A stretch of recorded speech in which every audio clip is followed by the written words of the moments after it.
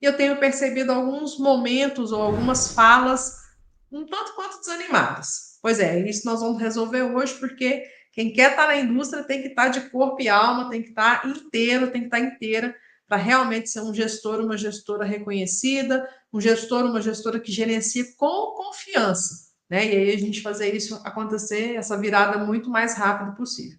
Para quem está começando aqui agora, não me viu, né, ainda, muito prazer, eu sou a Aline, eu sou especialista em gestão industrial, e o meu propósito aqui nesse perfil, o meu propósito aqui é fazer com que você gerencie com muito mais confiança e fazer isso de uma maneira muito rápida, ou seja, em 3 meses você é preparado para gerenciar com muita confiança.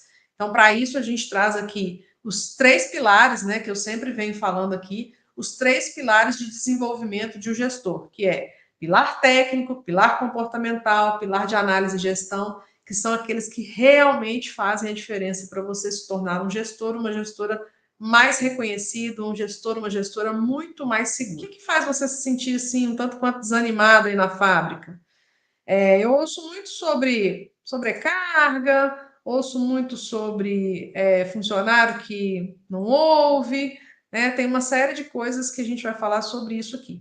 E aí, cada pessoa, quando a gente pensa em desmotivação ou motivos para a ação, né? Que é quando a gente vai olhar para a etimologia da palavra, né? Falei até bonito agora. Motivos para a ação. Cada um de nós tem motivos diferentes para a ação. Por exemplo, por que você escolheu trabalhar na indústria? Você já parou para pensar ou tem essa resposta rápida, né? O meu motivo para estar na indústria, né? Eu sempre fui fascinada para entender como as coisas eram feitas. Minha mãe conta que assim, desde muito nova, eu perguntando para ela, mãe, como é que faz esse, e principalmente na área de alimentos, né? Para quem não sabe, eu sou formada em engenharia de alimentos. Então eu sempre ficava perguntando para ela, mãe, como é que faz a maionese? Mãe, como é que faz o leite condensado? Mãe, como é que faz? Então, ela, coitada, não sabia o que responder, né? Então, acabava pesquisando alguma coisa. Naquela época não tinha, né, internet nem nada, então perguntava um ou outro, quem sabia, mas a informação era muito pouco difundida. Então, às vezes ficava sem resposta e eu ficava naquela dúvida, naquele questionamento. Tempos depois, isso se tornou grande motivo para me tornar engenheira de alimentos e fui fazer para entender como as coisas eram feitas. Mas não era só como os alimentos eram feitos, né? A minha curiosidade ia muito para além do que era fabricar, fazer um alimento. Depois eu fui despertando e descobrindo que isso não era só para a área de alimentos. Aí eu entrei na engenharia, comecei a fazer e eu percebi que era possível, dentro da engenharia, ter várias carreiras, né? Só que a que eu mais me identificava era do mão na massa de ir para a fábrica. Então, quem faz ou quem fez engenharia aí, muito provavelmente sabe quantas possibilidades de carreira a gente tem, né? E eu escolhi estar na indústria justamente pelo movimento, pelo dinamismo, pela oportunidade de descobrir tantas outras coisas que eu poderia saber como fazer, né? Então, o meu motivo para estar na indústria é pela curiosidade de saber como as coisas são feitas. E aí depois, trabalhando, colocando a mão na massa, eu entendi que não era só por isso, né? Que eu tinha também um gosto por essa área de gestão, de entender como as coisas eram planejadas, de planejar e executar. Sempre fui, né, mais planejadora e analítica. No meio do caminho, a gente descobre algumas coisas que não eram tão desejadas assim, ou pelo menos eram completamente inesperadas. Por exemplo, eu não tinha a menor ideia de que eu tinha que lidar com pessoas, de que eu tinha que saber liderar pessoas, que eu tinha que saber cuidar das pessoas. Isso não foi ensinado para gente.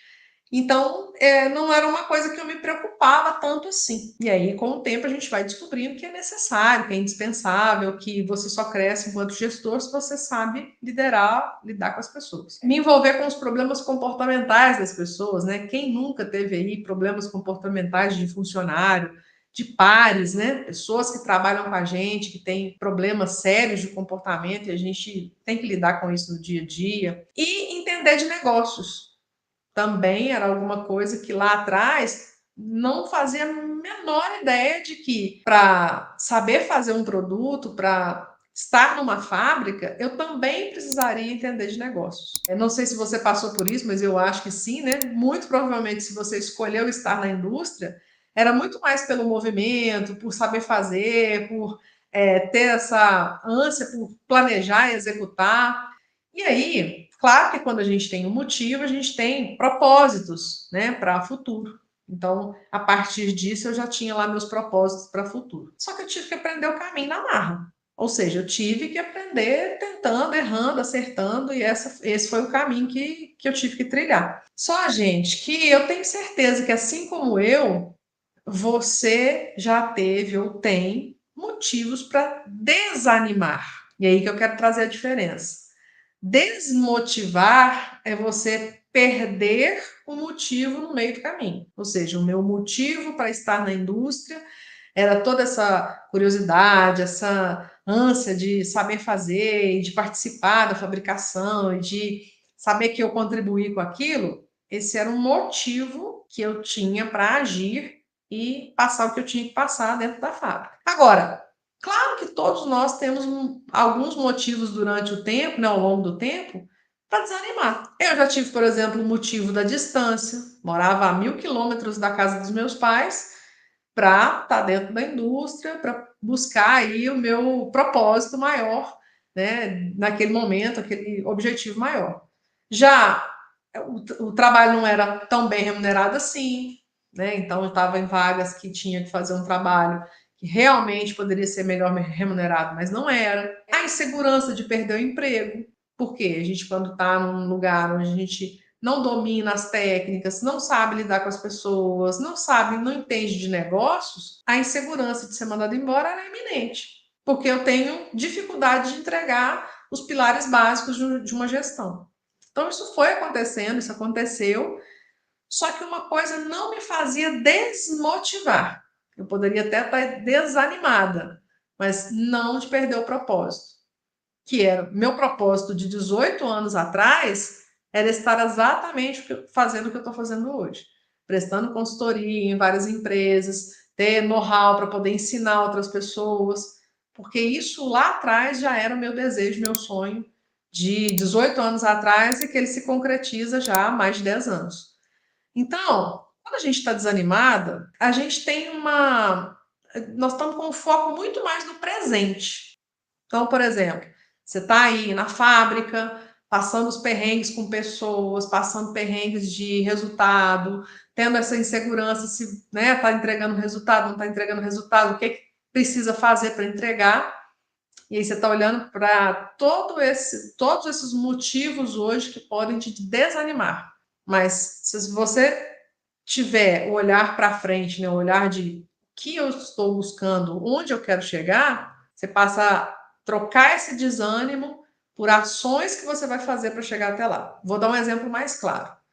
Imagina que você vai fazer uma caminhada, para quem gosta aí de esporte, gosta de fazer atividade física. Não é o meu caso, mas de vez em quando eu até faço. Vou fazer uma caminhada de 5 quilômetros. Se você simplesmente põe a roupa e vai, sem pensar no trajeto e sem pensar na distância, é menos desanimador ou é menos doloroso para quem principalmente não gosta de fazer, do que você ficar pensando, nossa, eu tenho que andar até tal lugar, aí eu vou chegar lá, isso vai demorar e voltar. Porque a gente sofre por antecipação, né? Eu falo porque toda vez que eu tenho esse desânimo total de fazer uma caminhada, já sai assim, nossa, meu Deus, até eu chegar em tal lugar que vai dar 2,5 km, que já foi medido, né? Porque eu tenho essa neura de ficar medindo a distância. Nossa, até chegar lá, não, aí chega lá, tem que voltar. Vai sofrer mesmo, vai desanimar mesmo. Porque eu estou pensando no tamanho do trajeto, no tamanho do processo, né? No quão esse processo vai ser longo, essa caminhada. E aí, com certeza, você, eu também já passei por isso, tá lá cansado, trabalhando muito, né? Eu trabalhava de turno, gente, de meio-dia às 22, segunda a sábado. Então, assim, eventualmente eu era a ferista que fazia férias na madrugada. Então, quando eu olhava para aquela situação, eu ficava pensando assim: poxa, isso aqui está me ajudando a crescer ou está me ajudando a me preparar para ir para a próxima etapa, que vai me ajudar a me tornar consultora um dia? E aí essas respostas é que a gente tem que trazer. Olha, não, isso realmente não vai me ajudar em nada. Então é hora de repensar. Não, isso aqui realmente está me ajudando, está me forjando, está me preparando para poder ir para um próximo nível. Então, vamos aguentar o processo.